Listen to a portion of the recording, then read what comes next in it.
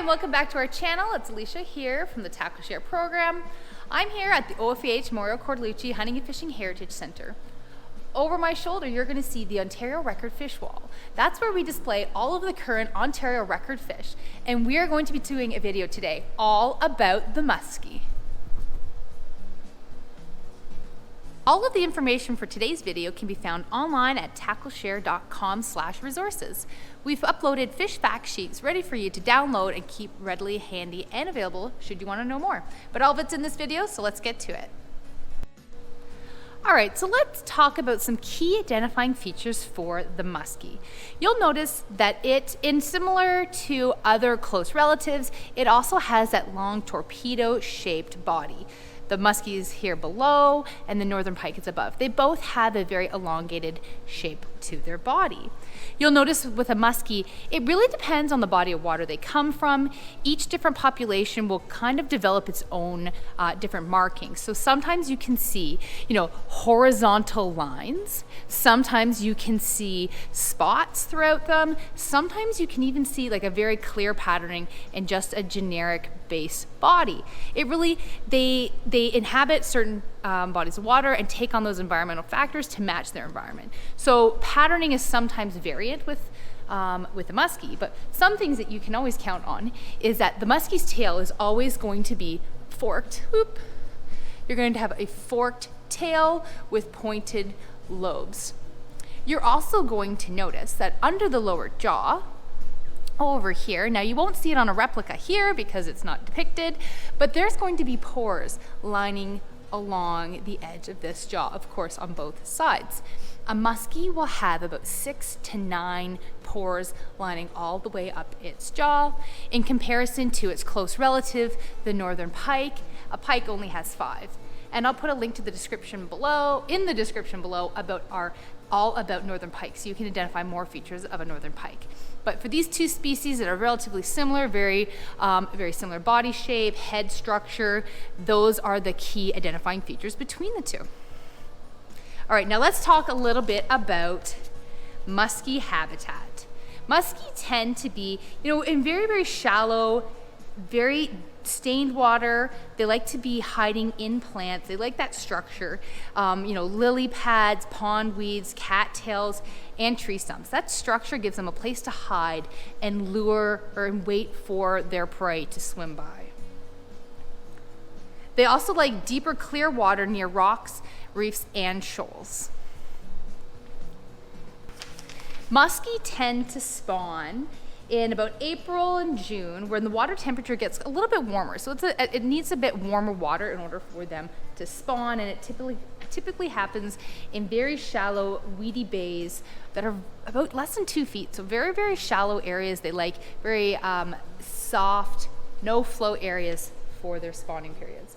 Their eggs are scattered all over the place at random, no one central location.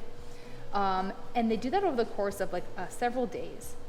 A female typically lays as many as 120,000 eggs, but of that, a very small percentage, only about, a third of that is successful. So, muskie are predatory fish. They mainly feed on other fish species like perch, cisco, and suckers, but they are sometimes well known for snagging the occasional, muskrat, mice, any birds or waterfowl that's in the area, frogs, crayfish, and I even heard ducklings is a very common thing that a muskie will snack on. Sometimes you'll see lures in the store, it's a duck, and you may think it's a joke, but that's because muskie are known for snapping those up whenever they get a chance. Muskie can live around about 30 years, and it usually are measured at around, up to 28 to about 40 inches long. This Ontario record is 65 pounds. It is the largest fish on our warm water wall for the Ontario Record Fish Registry. All those details I'll put in the link below if you want to read more about this remarkable fish. All right, let's talk about fishing tips. Now, muskie is really the largest warm water game fish that most people, and they're very highly targeted, mostly for a catch and release.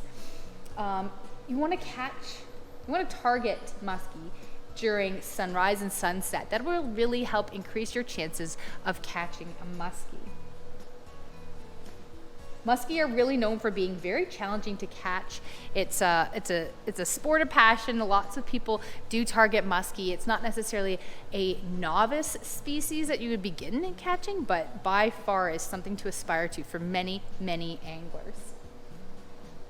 You want to make sure that if you are fishing for muskie, because they do end up getting such a large body mass over time, you want to make sure you're using a heavy action rod with very strong line.